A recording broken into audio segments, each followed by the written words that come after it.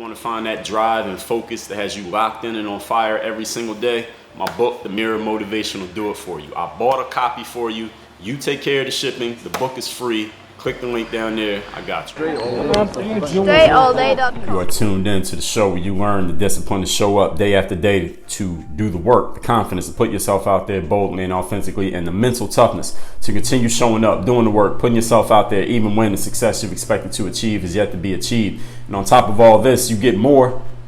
Yes, the huge dose of personal initiative, the go-getter energy that moves me, you, and everyone else out there to go make things happen instead of waiting for things to happen. We put all this together into one package, and what you get is the mindset, the method, the philosophy, the book, the podcast known as Work on Your Game. My name is Dre Baldwin, also known as Dre All Day, and welcome to the show. Today's topic is how to make every situation that you are involved in, how to make that situation better. How can you be a person who, no matter where you are, where you go, who you're involved in, how well set up the situation is, or how set up to fail a situation may be, your presence makes that situation better. I mean, I think that would make you a much more valuable person in life. It would keep you a very valuable person in life if you had this trait, if you had this ability. It was renowned motivational speaker Zig Ziglar who was known for saying, if you help enough people get what they want, you can have everything. And I do mean everything that you want. So what we're discussing here today is how to do the opposite of what most people are doing these days when they want to make themselves significant. When people want to be known, they want people to think of them as important. What most people do is aim to build themselves up. Such as, hey, look at my name, look how many followers that I have, look at my posts, listen to my content, watch my videos, look at what I'm doing, look at all the things that I have. Zig Ziglar's advice that I'm going to give you in my way here today in this topic was to help other people build themselves up, which will in turn build you up at the exact same time. That's today's topic. So let's get into it again. The topic is how to make every situation that you are involved in better. Point number one. Here's a question, an open question I want to ask you that I want you to keep in mind as you consider everything we're going to talk about in today's topic. Even after we're done with this, I want you to keep this question in mind. Here it is. If everyone had the same habits that you have, would things be better or worse? If everyone did everything that you did, if we were able to, let's say there was some kind of machine or something that was able to deduce every habit that you have, your habits of speaking, your habits of action, your habits of thinking, and everyone in the world copied those habits, would the world be a better place or a worse place because of it? This is a principle of building or destroying, because you know, if you listen to this show for long enough, you know that there is no neutral in the universe. You are either making things better or you're making things worse. In my book, Work on Your Game, which you can get at workonyourgamebook.com, I talked about this principle of your habits being your employees. I've even talked about it here on this podcast. Your habits are your employees because they are always working for you. They work unconsciously and they do most of the work. Right? Most of the things that we do in life are done through force of habit. They're not things that we have to think about. We don't have to think about every single thing we do every day. When our alarm clock goes off, usually we do something to turn the alarm off. Then we get out of the bed. Then we brush our teeth. We put our clothes on. We tie our shoes. We drive our cars. Most of those things we don't have to think about doing. When you eat food, you don't have to think about it. When you breathe and blink, you don't have to think about it. When you drink something and you swallow it, you don't have to think about it. When you chew your food and digest it, you don't have to think about it. Most of the things we do are done by habit. I want you to think about the things that are not such involuntary habits, like the way that our bodies work, but the things that we do consistently that we could change if we wanted to. Maybe we would want to, maybe we don't want to because it's working for us. But if we took all your habits in aggregate, would it make things better or worse? The way that you deal with, let's say, the environment, would that make things better or worse? The way that you deal with strangers, would that make things better or worse? The way that you deal with your bosses or your employees or with your children or with your teammates, your coworkers, would that make the world better or worse if everybody had the exact same habits that you have? Are you building or destroying? Now, while I understand us being humans, none of us being perfect, every single one of us has some building habits, some things that if everybody copied those things, the world would be a lot better just by copying these positive habits that we have. And we all also have some destructive habits, some habits that we know we probably need to change. That if we were being honest with ourselves, We're like, all right, you know what? I probably do need to address that habit. I probably need to stop doing that thing. I probably need to start doing this thing. I probably need to alter this thing over here. We all have some building habits and some destroying habits. But if we looked at all your habits and just put them down on a list, which list is longer? Which list is having more impact? Your building habits or your destructive habits? Because again, there is no middle ground. There's no ties. There's no neutral. I was at a Whole Foods in downtown Miami recently, and I had driven there, so I parked my car in there. They had the parking lot's like downstairs, kind of in the basement, and then the stores on the ground floor. So when you park your car down there, of course there's a bin, an area near the doors where all the shopping carts go. So when you bring your shopping cart downstairs from shopping, you got your bags and stuff in it. Often if there's a lot of bags, you might roll your cart all the way up to your car, right? Then you take all the bags out of the cart, you put it in your car, put the bags in the car, and then you put the shopping cart back where all the carts are. But we know, any of you who's ever been to a grocery store, you know, and maybe you're guilty of this, not everyone puts all their carts back where the carts go. Do we? I know you've been guilty of this before. I've been guilty of it myself, but now that I'm talking about it, because I've been thinking about it lately from what I've seen that I'm about to explain to you, that I don't do it anymore. But this is what people do. They'll just leave their cart in the empty parking spot next to their car. Or they'll put it in, if there's some grass near them, they'll just dump this shopping cart over in the grass so it won't roll away anywhere. At least they're that much considered. Or this is what I see people do at Whole Foods, because this parking lot is often crowded. They'll roll their cart. They'll actually take a walk and roll their cart to an empty spot that's some 20 feet away from them, just to leave it in that empty parking spot, when the exact same 20-foot walk, they could have just put the cart back where it actually goes with all the rest of the carts. I sit sometimes in the car and watch people do this, and it baffles me why people are doing this. And it's one of the things that led me to talking about what I'm talking about here today. Any of you who goes to the gym on a consistent basis, you ever see people at the gym lift weights? Maybe they use a barbell, lift some weights, put some weights on the barbell, do their workout, their squats or their bench press or their deadlifts or whatever the hell they're doing, their curls. And then when they're done with that machine or done with those weights, they just put it down, leave the weights on the bar, leave everything set up just for them, and then walk away and go do something else, and they don't take their weights off. In the gym, we call that racking your weights, right? Especially those of you who lift really heavy weights. So you're putting at least 4 45-pound plates on a bar. That's heavy for most people. And if you don't take those weights off, the next person who wants to use it, they got to take all your weights off before they use theirs. You ever see anybody doing that? Not racking their weights? You ever see anybody walking their dog somewhere and the dog poops on the ground or in the grass somewhere? The person watches their dog poop and then they just walk away, leave it there, and don't even pick it up. Why do people do this? Usually because, well, I'm going to get to why they do it when we get into point number 2, but you've seen people do these things, have you not? I'm pretty sure, I'm 99% sure, I'll bet money, 99% odds that at least one person listening to this is guilty of one of these things that I just described. I know I've been guilty of it with the shopping cart thing. Never in the gym, I don't do that. And never with a dog, I've never done that. I always have picked up after a dog, and I always rack my weights. But I know there are people listening to this who don't pick up after their dog. You don't rack your weights, and you don't put your shopping cart back where the carts go. Even though it wouldn't cost you much to do so, you just don't do it. So my question here is, because we're still on point number 1, this is the open question that I'm asking you, that I want you to consider for yourself. If everyone who went to the grocery store did what you did, would that parking lot be in a better or worse position because everyone's following your lead? If everyone in the gym didn't rack their weights and just left everything everywhere every time they used anything, would the gym be in a better position or a worse position? Would it look better or worse?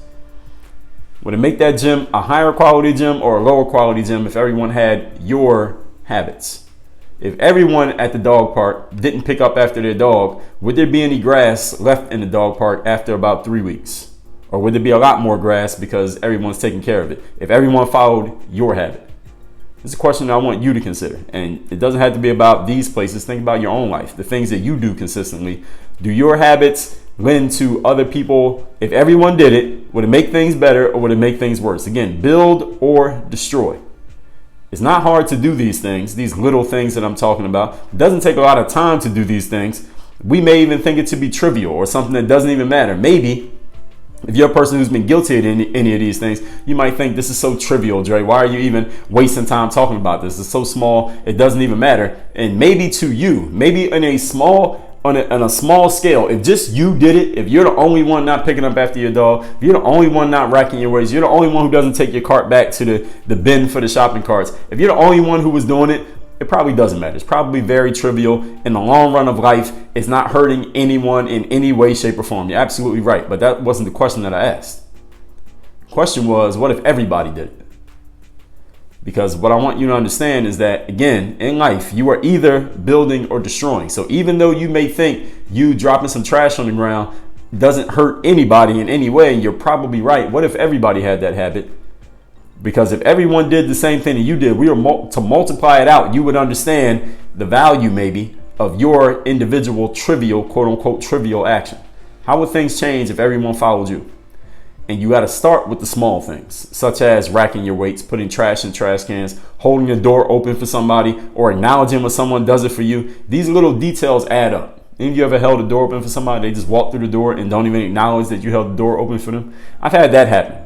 And I've had the thought, I didn't do it, but I've had the thought of wanting to smash the door on them before they finish walking through it for ignoring the fact that I opened the door for them. I had the instinct to do it, but I didn't follow my instinct in those situations. But again, maybe you know what I'm talking about. Maybe you've been one of the guilty jerks who's done it.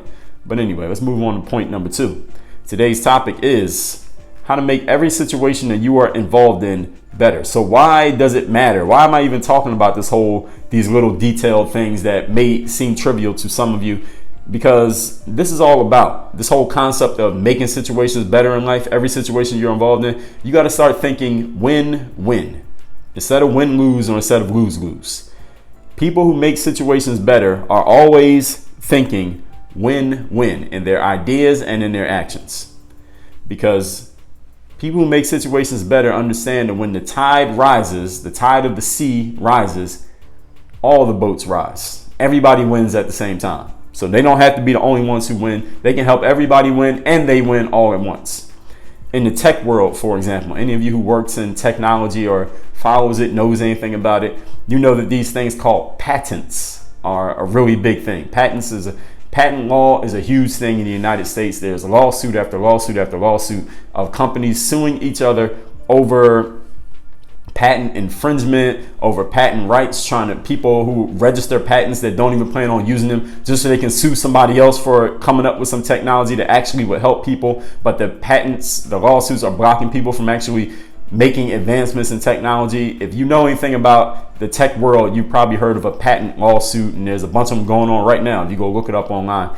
But the reason that patents are invented are to protect technological innovations, and tech companies or some individual people, they'll just hoard these patents. A patent is basically a license that says you can't do this exact same thing that I did. So people come up with these detailed little things. They get a license, this patent that says nobody else can copy it. And then if anybody else comes close to copying it, you go sue that person, because America is a very litigious society. You go sue that person and you could get paid. Your whole business could just be suing people over patent infringements.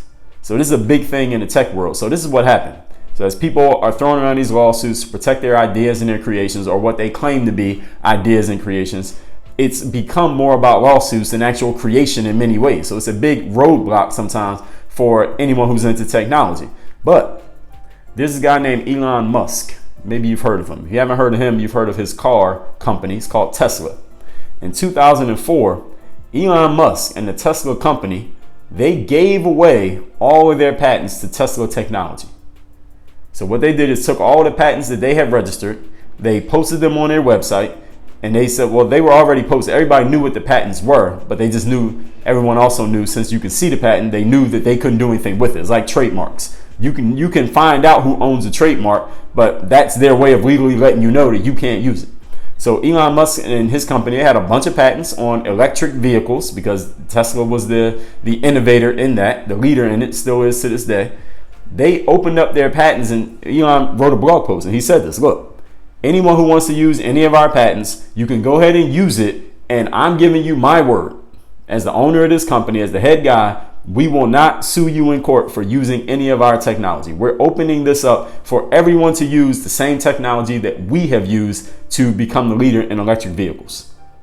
Now, why the hell would they do this? I already told you how a lot of companies register patents. They register patents to protect themselves from anyone stealing their ideas, from other people copying what they've done and becoming their competitors in business. I mean, imagine if I would figure that Apple has some type of patents on the way they design the iPhone. If they would allow everyone to use those patents, then we have a whole bunch of iPhone clones, and maybe people undercut them on price and might destroy Apple's whole business advantage. So why would Elon Musk open up his patents and allow other people to use them, possibly copy them, possibly undercut him, possibly become his competitors? Why the hell would he do this? Here's what his mindset was behind this. Elon wanted to help more people, more companies make electric vehicles.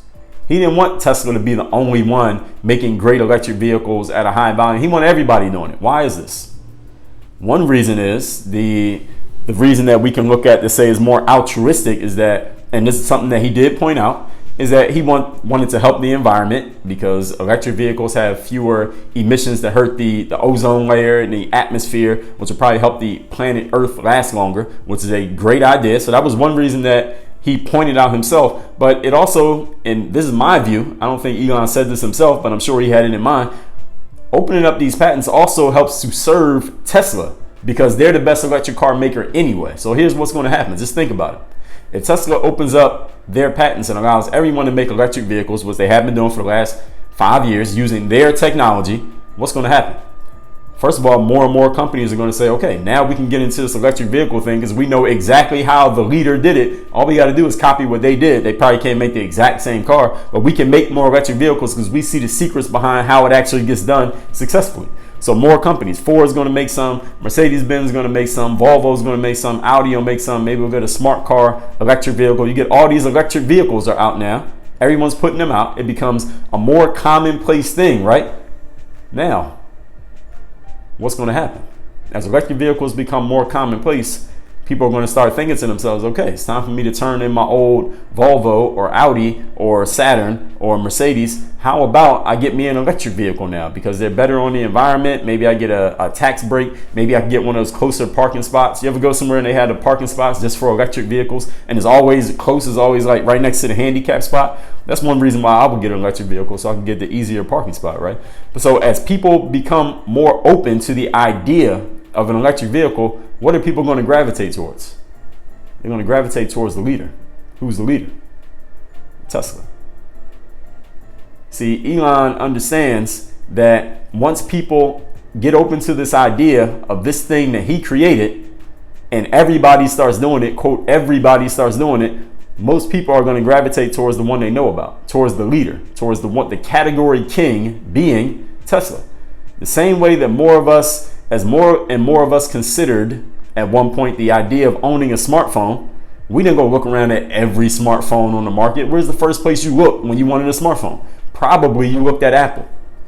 Now I understand some of you may own Androids, but I look at the stats from this podcast, the listeners of this podcast, the majority of you own Apple devices. The majority of you own an Apple smartphone. Now, is it possible that there's a smartphone out there that is better than Apple's? They could do everything that Apple's does and maybe some other things that we wish an Apple phone did, or that we would wish if we knew it was possible for a phone to do, that even cost less than an Apple phone? Absolutely. I guarantee that one of those phones exists that's better than the iPhone and cheaper than it at the exact same time. But most of us aren't even going to go look for a phone that's better and cheaper than the iPhone. Why? Because Apple's in the lead. Apple's the leader. And Apple understands that once they get more people to accept the idea of a smartphone, not just the iPhone, but the idea of a smartphone, most people are going to end up at Apple anyway. So out of 100 new people that decide, you know what, it's time for me to get into the smartphone world, 85 of that 100 is going to go to Apple and buy a phone. The other 15, they're going to go elsewhere, but that's okay. If 85 out of every 100 new people who walks into a certain industry decides to buy from you, would that help you or hurt you? It would probably help you. You wouldn't care about the 15 who aren't coming your way. You'd be really happy with that 85 though. This is the win-win mindset that Elon Musk had in opening up the patents that Tesla owned to the design of electric vehicles. The same way, again, as I said with Apple, it was a win-win situation. Some of you may remember, if you're old enough to remember, when you would get in your car And before you started driving, you would pull out of your back seat or out of your trunk or out of the little side panel of your driver's side door, your passenger side door. You would pull out this big book of CDs in your car, right? And then you would pick a CD to put in while you drove. And I know I'm not the only one who remembers that, right? You remember that? And Steve Jobs, this is what the idea that he had. He said, how about, instead of making a CD that could hold more music, how about I make this pocket-sized device where you could put 1,000 CDs worth of music all into this one pocket-sized device? And what did that do? This new device that he called the iPod, it helped everybody, right? It helped everyone understand, oh, we can make a device that'll hold a whole bunch of songs. So iPod wasn't the only MP3 player out there. It wasn't the only handheld device that held a whole bunch of songs that existed on the market, but iPod owned the market. So when everybody else started making MP3 players, where did most of the customers go? Apple. They bought the iPod. That's a win-win situation. It helped Steve Jobs and it helped Apple, of course, but it helped everybody else at the exact same time. Steve Jobs' idea of the iPod, later the iPhone, and Elon Musk's idea with the Tesla electric vehicle, they helped everybody. They helped the whole situation get better. Because both of these guys were thinking, how can we help everyone and help ourselves at the same time? So the question for you is, what can you offer then as everyone comes to accept that thing that you're offering and more people do it? It's not only going to help everybody else, but it's also going to help you. When you're tossing your shopping cart into the middle of an empty parking lot, you might save yourself 30 seconds of walking, maybe, but now somebody else loses because somebody else is going to have to get out of their car. And this is what I did last time I was at Whole Foods. I pulled up my car in the middle of the driving lane. I put the car in park, got out of my car, walked to this parking spot that was filled with a couple of empty shopping carts. I had to move the carts out of the way just so I could park my car. So I had to lose 30 seconds of my time just so you could save 30 seconds of your time. So yes, throwing the shopping cart, dumping the cart off without putting it back where it belongs will save you a little bit of time, but somebody else has to lose, and that's a win-lose situation. That's what average people create. They create win-loses. They win, somebody else loses. They lose, somebody else wins. This is what most people do. Leaders, and the examples that I gave you, Steve Jobs, Elon Musk, we know their names. I don't have to explain to you who they are. Leaders create win-win scenarios, ladies and gentlemen, that serve themselves and serve others at the exact same time. This is the creative type of thinking that you need to be doing if you want to make situations better. Point number 3. Today's topic is how to make every situation that you're involved in better. Value the situation over yourself. This is the same thing that I just explained. Elon Musk, yes, he was helping himself and his company, but at the same time, he was valuing, look, this is how we can help the environment. This is how we can help the whole motor vehicle industry. This is how we can help people who actually want to have a better car. This is why the Tesla is better. This is why the Tesla costs what it costs. It does this thing. It does these things that cars don't do. It does these things that people never even thought that a car would be able to do. He valued the situation. Steve Jobs, he understood the problem that people had this book of CDs in their car.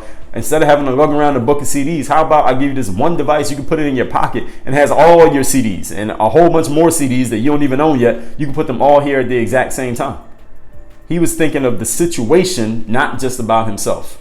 This one is big, especially in sports. If we have any athletes, especially team sports players. In sports, especially a sport like basketball, for example, there's usually no more than 2 or 3 players who have the potential or even the license to self-actualize their abilities to the fullest on the same team. In other words, on a basketball team, usually if you run into a basketball team full of players, everybody thinks they have some offensive ability. Everybody thinks they can score some points. Why? Because scoring points is the glamour job in basketball. The person who scores all the points is the one that we know. All right, you know who Derrick Rose and LeBron James and Kevin Durant and Steph Curry and Michael Jordan and Kobe Bryant are. And it just so happens, it is not a coincidence, I'm being sarcastic, that these are guys who score the most points on their teams. The guys that everybody knows, even if you don't watch basketball. So on a sports team, it's usually only 2, maybe 3 guys who get to score as much as they want, shoot the ball as often as they want. Everybody else on the team, you know what they got to do? They have to sacrifice at least some part of their abilities, or at least what they think are their abilities, in order to help the group. Everybody can't shoot the ball every single time. There's only one Michael Jordan on the team. There's only one Steph Curry, then there's a Klay Thompson, there's a Kevin Durant. Everybody else on the team, all right, y'all got to play a role. Right, everybody can't score all the points. There's only one James Harden, Russell Westbrook on the team. Everybody else on the team, you probably won't get to shoot every time like you want to. You're going to have to just play this role. You're going to have to sacrifice a little bit of what you think you can do for what's actually going to help the team. Are you willing to do that? If you're not, you're probably not going to be very successful on many teams in life. All right, this is not just about sports. This is just about life. Anyone who's listening to this right now who's a part of a team, and a team, ladies and gentlemen, can be a family. We got any parents listening to this? I guarantee, I'm not a parent, but I guarantee every parent listening to this, you sacrifice something that you could be doing for yourself in order to help those kids out. True or not true? You probably do it every single day. There's a little bit of you that's being sacrificed to allow that child to self-actualize and do basically everything that they want to do. At least to a point, right? Within reason, right? Those of you who are athletes, if you played on enough sports teams, especially if you have played at ascending levels, you may have been at one level, you were able to do whatever the hell you wanted. Let's say in high school. Then you got to college and the talent was a little bit higher level. So maybe you couldn't do everything you wanted. Maybe you can only do about 75% of what you thought you could do once you got to college. Then you get to the pros, you can only do about 25% of what you thought you could do. Not because you can't do it anymore, but because the team is different. The situation is different. The demands are different. What's being asked of you is different. And you had to sacrifice a little bit for the betterment of the team. And without me even having to explain this to you, you understood that because everybody can't be the guy all at the same time or the girl all at the same time. And again, this is not just about sports. It's about business as well. Everybody can't be the CEO.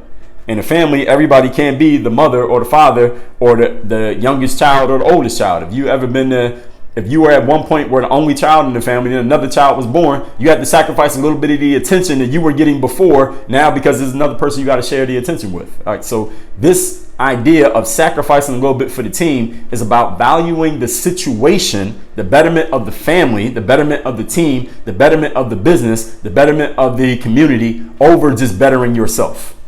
And this is what leaders do. They always think win-win. All right, how am I going to help everyone at the same time as I can help me? And that might require you to give up a little bit of what you thought was yours, what you thought, quote, belonged to you, so to speak. Again, this is really a big thing in sports, and I'll give you some examples. Everybody has to sacrifice a bit of your own shine to help the group, especially, as I said, in a sport like basketball, where every aspect of the game in basketball can be performed by anybody. In basketball, for example, anybody can grab a rebound or dribble or shoot a three-pointer or score 30 points. In a sport like football, for example, most of the players are either playing offense or defense, and maybe you get some who do special teams as well. In baseball, most of the players on the team are not going to be pitchers. You got some people who only pitch and some people who never pitch. You got some people who are really great at batting, even though everyone gets a chance at it. Everybody's not equally skilled at it. Some people are better at playing the infield, some people better at playing the outfield. And everyone has a much more closely defined role in a sport like baseball. In football, defined roles. Not every player is even eligible to do certain things on the field every play. But in basketball, anybody can do anything that they want.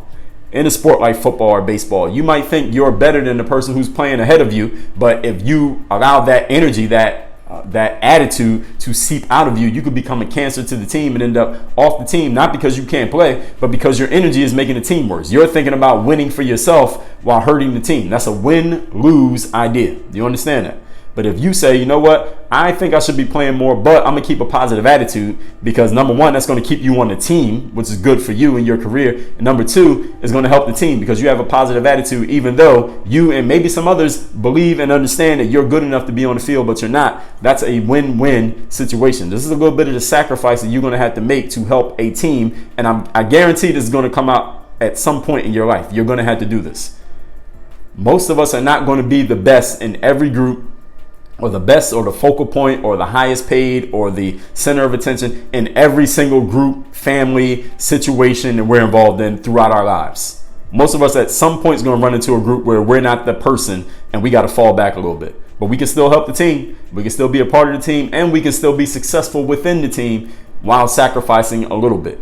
Many of us just don't. Some of us are not mature enough to understand this. Some of us experience so many situations where we're the main person that when we come into a situation in which we're not the main person, we don't have the maturity to handle it. We are not able to handle it. We don't have the discipline to deal with it. But if you're listening to my voice right now, you're going to have the discipline to deal with it because I'm talking to you about it.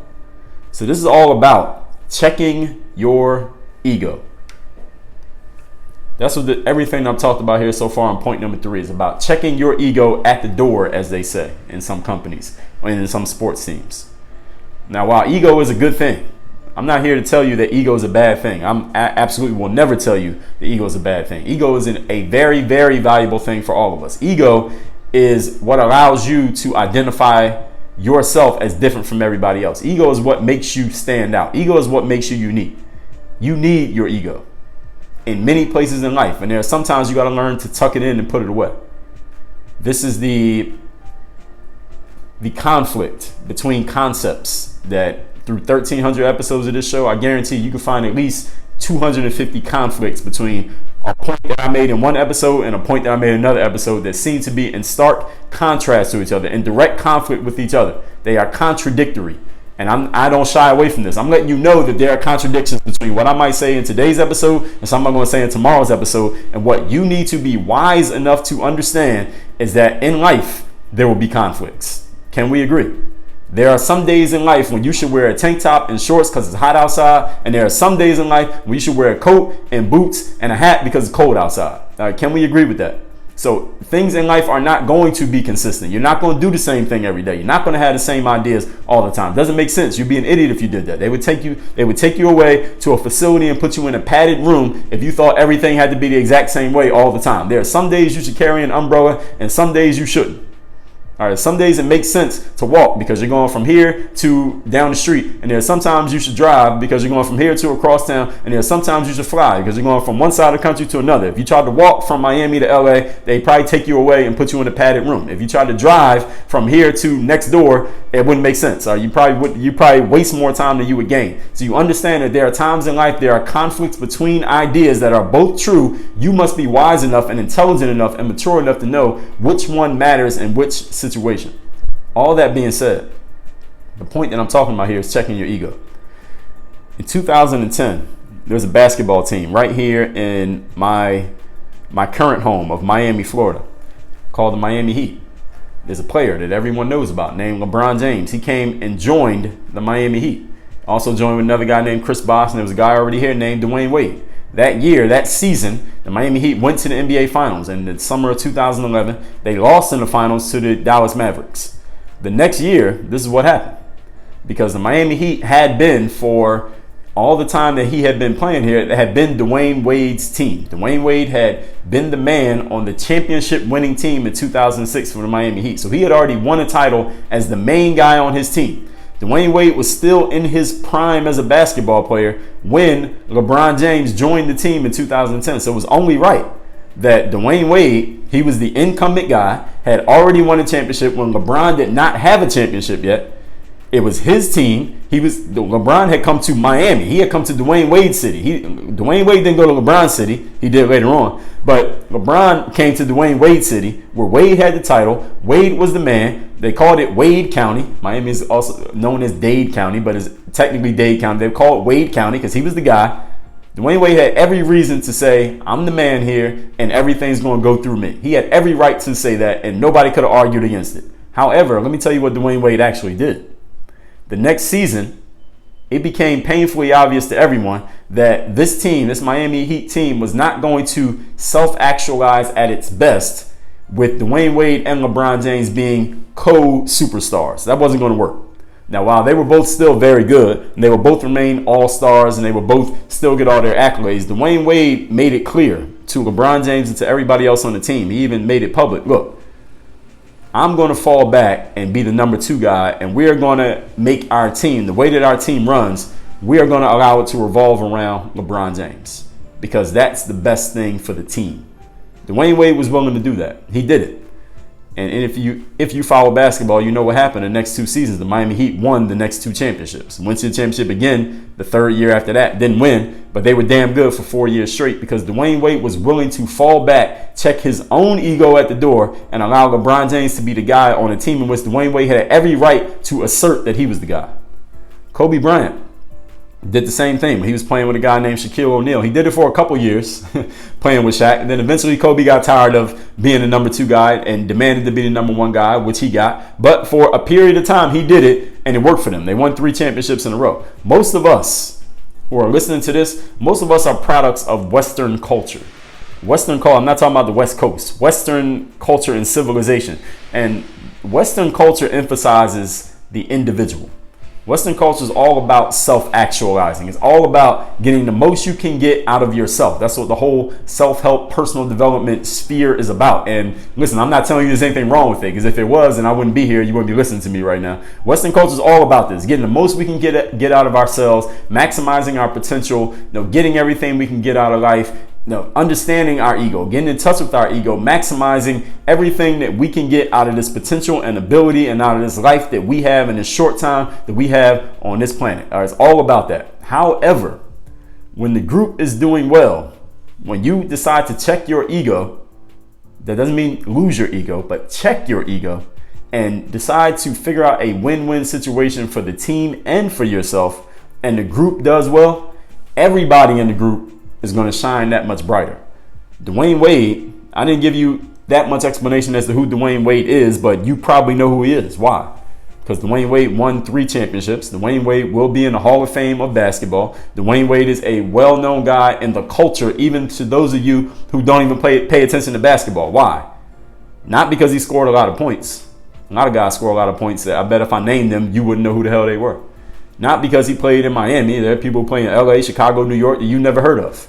The reason Dwayne Wade is known to people who don't even watch basketball is because Dwayne Wade won 3 championships. And 2 of those 3 championships he won because he was willing to fall back in a small way and allow someone else to be the main guy on a team that he had every right to continue being the main guy on. That's a win-win situation. He was willing to check his ego enough to do that. Question is, are you? This is what it means to value the situation over just valuing yourself. Now, again, Dwayne Wade didn't allow the situation to just toss him aside. Dwayne Wade still got something out of this. He got a couple championships out of it. He got paid every year that he was on that team. There's a bonus for that team. When they had a parade, for the championship parade, he was there. All right? When Dwayne Wade there'll be a day probably very soon when Dwayne Wade's number gets retired into the rafters in the Miami Heat's arena, and everybody's going to come there and cheer for Dwayne Wade. All right, he got a proper send-off when he ended his career last season. So it's not like he lost a whole lot of things by sacrificing, but he did sacrifice a little bit. Are you willing to do that? Are you willing to give up a little bit of your own shine or your own personal gain, or stop thinking in a win-lose mindset, which is what most people do, the average people do, and start thinking win-win? Because this is the only way that you, as you recap today's topic, only way that you make every situation better.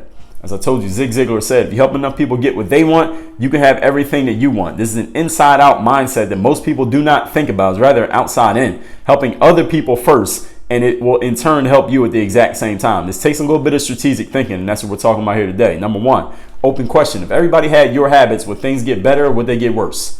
This is a principle of building and destroying. Do you put your shopping cart back when you put your groceries in the car? Do you rack your weights when you go to the gym? Do you pick up after your dog when your dog poops? Why or why not? It's not that hard to do. Doesn't take a lot of time. You may consider it to be trivial, but what if everybody followed your habits? Would that make things better or would it make things worse? You know the answer without thinking too hard. Number 2, people who make situations better think win-win ideas and actions. They understand that when the tide rises, everybody wins. When the team wins the championship, everybody goes good. Everybody gets a ring when the team wins the championship. Even the guy at the end of the bench, nobody even knows who they are, but they got a championship ring. Why? Because the tide rised and everybody won. Elon Musk with Tesla in 2014 said, we're not going to sue anyone who uses any of our technology. Why? Because he wanted to help everyone in the electric car industry, and he understood that in helping everyone else, helping them get what they wanted, everybody who decides to buy an electric vehicle, the first place they're going to look is Tesla, because Tesla was a leader in that field. So he was helping them and helping him at the exact same time. Steve Jobs did the same thing. Let's get everybody thinking that a smartphone is a great idea. And when people start thinking a smartphone is a great idea, what's the first place they're going to look? They're going to go Google a smartphone. What's the first thing they're going to see? iPhone.com. Why? Because iPhone was the leader. So Steve was helping everybody, but helping himself at the exact same time. He did the same thing again with the iPod. When you are playing, for example, where am I at here? All right. When you are tossing your shopping cart into the middle of an empty parking spot, you win. You save yourself 30 seconds of time. But then somebody else loses because they got to get out of their car and move that cart, or some worker got to run around the parking lot and grab all of the loose carts simply because you we're only thinking about yourself and not thinking about how you can help others. Leaders create win-win scenarios, ladies and gentlemen, which serve themselves and helps other people at the exact same time. Nobody has to lose for you to win. Point number 3, value the situation over yourself. This one is big in sports, especially. In sports, usually no more than 2 or 3 people on a team can self-actualize and get everything that they want and do everything that they want. Everybody else has to sacrifice a bit. This is especially true in a sport like basketball. Like I said, Dwayne Wade checked his ego, allowed LeBron James to be the man on the team, and they won 2 championships out of it. Dwayne Wade still got a lot out of it.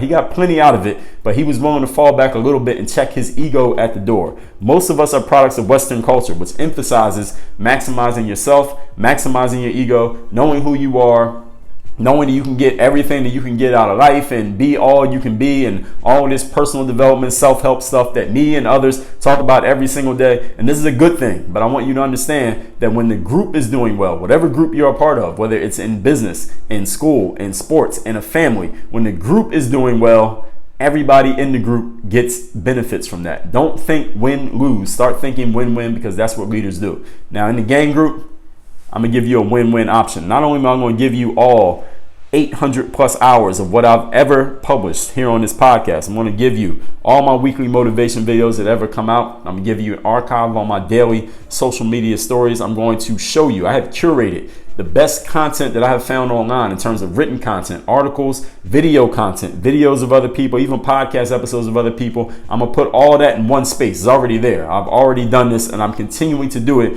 on a consistent basis. I'm going to take every episode of this show ever. I'm going to organize them by category. So if you want to hear episodes about ego, or about conflict, or about personal development, or about interaction with other people, or about business, or about money, or about confidence, or about discipline, they are organized by categories. You can pick and choose what you want to listen to. You can jump in at any time, jump out at any time. I've organized all this stuff into one place. It is amazing, and I want you to see it for yourself. That's the win for you. I'm giving you the win for me, is that you're going to go there and you're going to get access to it completely for free, because I want you to be in there and I want you to consume all this material that I put together. How do you get there? Go to workonmygame.com/game group, and you get a 2-week free trial to the game group membership. That's at workonmygame.com/game group. That's a win-win for everybody. There's no way you could possibly lose by taking advantage of that offer. That's why I made it so easy for you to say yes. Work on your game. Dre all day.